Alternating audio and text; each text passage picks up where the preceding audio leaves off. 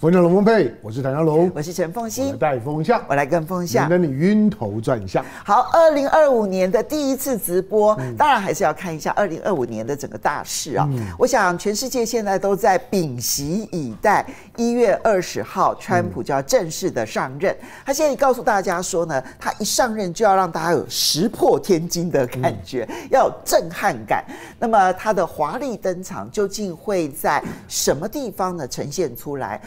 今天我们邀请到现场的2位来宾呢，首先是大家非常喜欢的赖宇谦赖老师，热情欢迎主持人好，观众朋友大家好。接下来是介文吉介大使，热情欢迎文吉，香龙好。好，我们呢还是要必须先从中美关系，那等一下我们会谈一下美欧关系，因为呢，我觉得中美关系呢是大家预期川普上任之后呢，可能最重要去处理的一个面向。不过我不知道大家有没有注意到一件事情啊，就是川普从他当选以来到现在，他谈到跟中国大陆直接有关的事情的时候，他非常谨慎，他很少在跟中国大陆有关的议题上面多发挥，他没有，他最多就是讲说他跟习近平很好，他会跟习近平直接谈，可是他并没有去谈说我要对中国大陆采取什么行动，他没有哈。那么而且提到台湾的时候，他也超级谨慎。那中国大陆呢，也是异常安静。你就会发现说，中国大陆可能会有一些官员讲话说，双方合则立啊，不合则这个两输啊，什么等等之类的这样的一些语言。可是真正属于重量级的决策级的这一些谈话是没有的啊。所以我们到底要怎么去看未来的中美关系？我们看到川普在就职之前呢，其实美国企业呢就已经是大家都晋升。这一次有趣的地方是，没有人敢替中国大陆来打圆场，但也没有人敢在这个时候呢去落井下石，因为不太确定川普到底要做什么，所以呢大家都保持着一种观望。他真的让我想到马基维利，就这个2000多年前的时候君王论，他讲说君王与其让人喜欢，不如让人害怕。川普现在就真的是让人害怕。那最明显的是美国金融业界，他们因为担心川普上任之后呢，讨厌什么气候变迁、什么近零排碳这件事情，所以呢，包括了是美国银行啦，还有包括了这个包括 BOA， 包括了这个几家银行还有包括了高盛啦、花旗啦就纷纷的退出近零银行的联盟。好，就是这对于气候变迁、那减少排碳真的是一大打击哦。那么看到美国企业这么怕，那接着我们来看那跟中国大陆之间的对抗呢？我们看到《华尔街日报》他就很明白的说，他说中国大陆现在机遇已失，然后呢，川普2.0呢，美国企业是不会再帮北京来关缩的哈。然后呢，再加上呢，他自己内部的问题这么多，所以呢，中国大陆在21世纪之内要超过美国已经是不可能了。好，这个是《华尔街日报》的这个说法。不过，日经亚洲它有另外一番思考。它的统计发现，在2023年、2024年可能更低了，就2023年，中美之间的贸易份额已经创了2001年来的新低，这是比例哈。其实你知道，不是说2001年以来一路下滑 ，no， 它其实在2017年的时候曾经来到高峰，然后之后呢就一路的下滑。这里面当然有中美贸易战的因素，但也有中国大陆刻意的降低对美国依赖的因素，不只是在贸易上面，当然也包括了在公债上面。现在中国大陆所持有的美债已经创了2009年以来的新低。来，赖老师。是这样的哈，美媒在这段时间都在吹捧川普了啊，把他吹得好像很厉害哦，神乎其技啊，不得了一个狂人一个会对于全世界宰杀的一个人所以我们美国人又恢复到过去的霸权，吹啦，一张嘴皮就在那边吹，你就让他继续吹，为什么？因为决策就很骨感了，就很现实了。你要开始定下政策的时候，那我们就会问你有多少筹码，你有多少资源，然后对方有多少筹码，有多少资源，而且呢，整个世界这个体系里面是联动的那我们就会问就是说你川普你能有什么手段对中国？更何况中国有什么手段对你？现在的情况，难道中国还是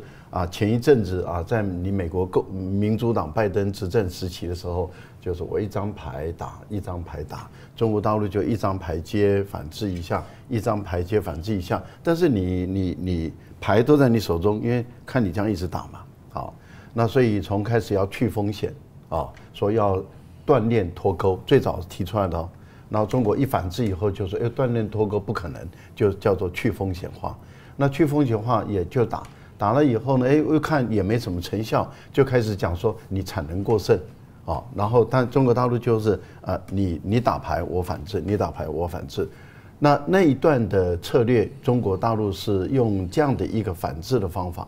那争取时间，因为时间对中国大陆来讲才是优先的战略思维。那为什么说时间是优先的战略思维？我要突破你美国科技战的限制，我需要时间，因为我有人才，我有资源，我有财力，那也就是物力、财力、人力我都有，但是我唯独没有的就是时间。所以我必须要跟你拖我跟你耗，但是我需要时间。可是这4年下来，中国争取到了时间了。所以中国在很多的光刻机有若干的突破，在半导体这个部分有若干的突破，在很多的领域中，中国大陆都已经突破了。那也就是说，都布局完成了。那布局完成了以后，你看现在是开始中国打牌了，所以对你的美国的军工企业设限，对你的更多的美国的企业，像今天又宣布28家了，又开始对你设限，然后对于稀土开始禁止出口，而且只针对你美国。其他的你的盟友，你美国的盟友，也就是欧洲跟日本、韩国等这些盟友是要审批出口，审批审查。但是对你美国却禁止。好，那你看中国牌这样一直在打，这代表什么？中国已经争取到他要的时间了，那他已经准备完成了，现在是换中国打牌了。当一旦换中国打牌的时候，那川普已经自己也感受得到，他手上有多少筹码？没有筹码不多好，所以我才会说，你觉得川普手上筹码不多？筹码不多，因为都是美国的媒体一张嘴在吹，就是他课60%的关税，他哪敢课？第一个，川普说要课关税是要拿来谈判的。你看他第一任的时候，刚上台的时候，他说要课钢铝税。对，那我们就问第一个问题啦，那是已经是6、7年前的事，对，2018年的时候，他说要课钢铝税，可是我们马上去查一下，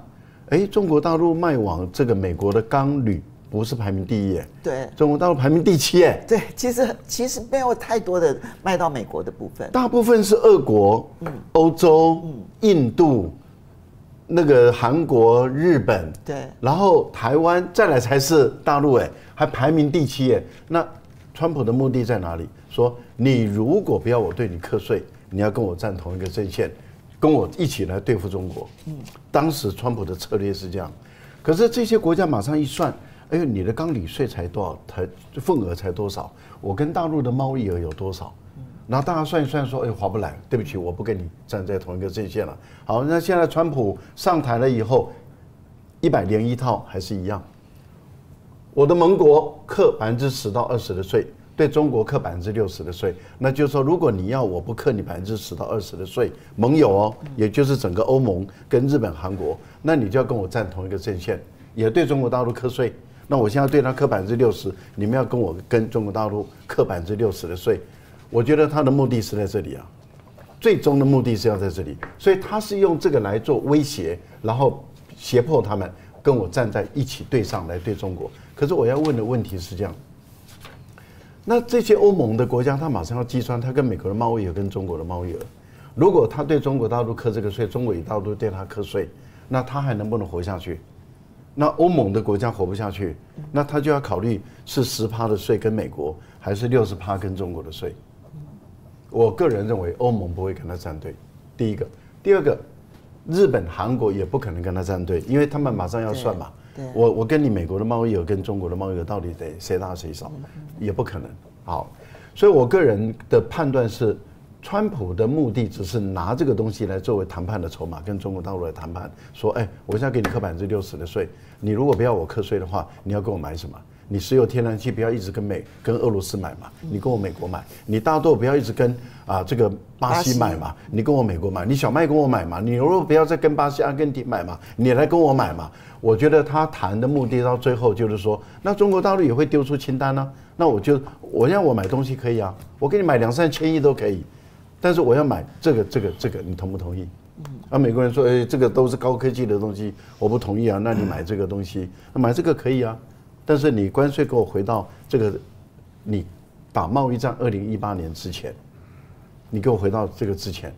而不是现在，是回到之前。那这个彼此之间还有得吵嘞。所以我个人认为，川普的目的是要谈判，中国的目的也是为了要谈判。那但是如果说你今天你敢打，我就跟你打。那我们再问了，你刚刚提了一个后面的那个影子很重要啊，因为那是日经亚洲算出来的。对，日经亚洲算出来的是，哎。中美的贸易额已经退回到2001年中国加入 WTO 之前，而且还更低，只剩下11.6%。对，那这个里面放出来的讯号是，可是很多朋友会说，哎，不对呀，中美的贸易额还是有6000多亿啊，怎么会11.6呢？因为大陆跟欧盟跟东盟的贸易额更大了嘛，对啊，跟东协都已经快要接近1兆了，对不对？跟东协跟欧盟都8000多亿了，而且不止哦，中日韩的贸易，对，也是，还有中国跟这个拉丁美洲的贸易，超过美国对拉丁美洲的贸易，就是整个中国大陆对外的贸易额的 base 拉得很大了。对，好，这是第一个。第二个我们要问的问题就在于，在贸易跟中国的 GDP 里面。过去中国是出口导向，刚开始经济改革的时候是出口导向，可是后来大陆在习近平上来的这10年内，他在做转型，转型的时候把国内的经济体一直拉大，所以现在国内的经济比重占 GDP 是65%以上，对，出口才只下35%，美国是更低了，美国是服务业为主了，所以美国的这个出口的 GDP 更低，可是问题是中国大陆的出口跟国内贸易的国内的经济体的比重已经走入健康了，也就是在美国最强势时代，美国的对外贸易是35%，国内经济是65%，大陆现在已经走到美国最强盛时代的经济结构，那就不是你美国一个11.6%，你的关税就能够把中国经济打趴。那些华尔街日报的那些分析师，坦白说，就是我不要讲脏话了，但是这些人就是弹头，而且他很明显的就是把自己美国人吹得很高，没那么厉害，也没有多少筹码。我就笃定的说，你美国川普，你没有多少筹码。好，接着我们再来请教一下介大使啊，因为我自己是感受还蛮有趣的，因为明明你看到川普像是一个地图炮一样，这样四处的攻击，好，那这个要收回，然后那个要去这个买回来啊，什么等等等等的。但是他在谈论中国议题的时候，其实是蛮谨慎保守的。这反映的是一个什么样子的现状？其实，在美国内部呢，在讨论川普的中国政策的时候呢，很多人其实也会提，一方面整个美国的大环境是反中的，然后呢，政治上面更反中。川普呢，也是以中美的贸易战起家的。可是问题是他身边的密友马斯克，他又是一个跟中国大陆的高层关系非常的密切，然后一直到去年都还有在中国大陆投资的企业家。所以你怎么去看川普2.0，到底他会如何的形塑中美之间的关系？我觉得中国大陆事实上是美国的一个怎么讲内部改造的一个外部的一个借口。也就是说，美国这个国家基本上它是一个不断寻找仇人的国家，因为它内部的矛盾太大，没有一个这样子的国家可以单独解决他自己内部的矛盾。尤其现在川普他要解决的美国的内部矛盾是几乎是用文革的方式。事实上他在美国，我看他是掀起一场新的文革了，美国的文革，文化大革命那这个时候他的外部事实上他需要一个很明显的敌人，可是并不是真正的敌人，是树立出来的敌人。不塑造一个敌人，无从团结内部。这是美国的建国来不断使用的这个一个大的战略啦。那这个敌人是说实话，某种程度它是实的，某种程度也是虚的。那实的就是说，能够在经贸利益各方面利益能够多得一点。可是虚的部分就是说，绝对不会把它搞成真的对美国的各方面造成更大威胁的一个敌人。这是我觉得这是川普的想法。为什么我说川普会用对中国的策略是这样那是因为我觉得他内部的这个要改革的这个面铺的太大了。这种改革的方法，最近美国人也在谈，他又谈出2022年的时候，当时美国最保守的一个智库叫这个传统基金会他们推出了一个报告，很长的一个报告，叫2025年计划 Project 2025 2025。然后呢，这个 project 基本上你现在看它主要内容，事实上跟川普的政见几乎完全吻合。川普虽然不断的在否认说这个传统基金会的2025计划跟他有任何的关系，但是目前为止看起来实施程度还蛮高的。几乎90%，几乎90%。所以我觉得这样子的计划也跟他一直在鼓吹的我觉得我们用一个，当然可能不是说完全好像是在搞文化大革命。你知道文化大革命，中国大陆在文化大革命的时候驻外的大使馆全部都关闭了，大使全部调回国内只留一个大使馆，就是驻埃及大使馆，当时大使我记得是黄华吧。那所以他会全力在做内部的一个怎么样，一个重整重组。所以呢，这个我觉得是他真正想做 ，Make America Great Again， 不是把别人打败，而是让美国重新兴盛。他们认为真正的问题在哪？比如说啦，这个 Project 2025计划里面讲说，我们反白人的种族主义，因为他认为白人现在受到种族主义的对待，也就是说别人用一种种族主义来对待白人，也就是说这个他是反对的。还有在性别的问题上，他也是比较保守的，因为他基本上他说要恢复传统的保守的基督教价值。另外，他也点名了很多这个政府机构、联邦机构，他说这些机构一定要做清洗，要让这些的负责人要完全忠于谁？忠于总统。哪些机构？司法部、FBI、传播委员会这些他都要变成国防部，他都要忠于美国总统。军事、司法，还有情治单位以及传播媒体，还有一系列的，你就知道他这次的任命其实是照这个蓝图，忠于我才重要。他有提到美国吗？他只是 Make America Again， 可是他的手段就是集中权力，新的价值。那他知道非常非常的困难可是他不断的在怎么样？他的就像文革的基础是群众，所以他不断在群众，所以1月20号之前，他突然要推动一个大活动，叫什么？让美国再次伟大大会。对，这里面这个是过去没有的，他要不断强调这个政治目标，然后呢动员基层的群众。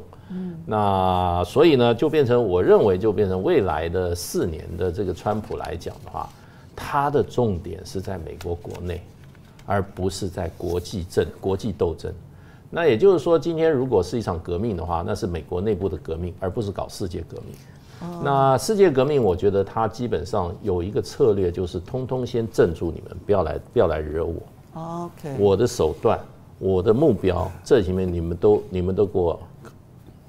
给我乖一点。所以我让盟友们都害怕我，全部害怕你。可是他真正，我觉得他想要做的是改造美国，让我在海外先空出手来，对，然后在国内好好的大肆整顿。对，这是他的计划。那会不会如其所愿？我认为不会。那他的问题很多，只是说我认为他的构想是这样。那你刚刚提到美国的企业会不会去这个我觉得那个是夸其谈。为什么？苹果不会放弃中国市场，只要他不放弃中国市场，他不必在美国对中国大陆有所，可是他会不断的去怎么样去适应中国市场的改变，政府的政策改变。你觉得别的啊？你觉得 Tesla 会退出中国吗？马斯克不可能放弃中国市场。你觉得波音会放弃中国吗？对啊。你觉得华尔街会放弃中国吗？你觉得 NVIDIA 会放弃中国吗？所以呢，我觉得去年底还在大肆招聘人才。倒是从很多数字显示，中国正在放弃美国。那么这一次日经的这个统计出来的话，中国大陆对美国的外销就是说全中国的外销对美国的话已经降到14.6了，这个跟它最高值的时候曾经是19.2，也是将近这降了4.6个百分比啊，也就是中国大陆不断的在努力把中国大陆的市场分散。另外，中国大陆的对美国的这个进口的依赖也不断的降，对，所以美国在这个所谓 decoupling 脱钩，其实中国是拖而不说，可是呢，任何一个国家如果在面临这样的一个贸易伙伴那么不脱钩才怪。所以呢，我觉得中国大陆过去8年已经做了很大的努力，那双引擎的这个经济增长模式那内部消费的引擎已经开了，所以呢，这个整体外销在整个 GDP 里面份额也在减。那另外一方面，就美国的这个市场在中国的所有全球市场上只剩下14.6的份额了所以就不断的在怎么样，这个叫 downplay， 就是把美国的这个比重一直往下压。那中国也在做准备。那另外就是说，在这个过年之前就是今年1月1号之前，中国大陆搬出8到9道硬菜，基本上都是给川普看的。也就是说，不管你玩真玩假，我都不会轻易让你得逞。OK， 好。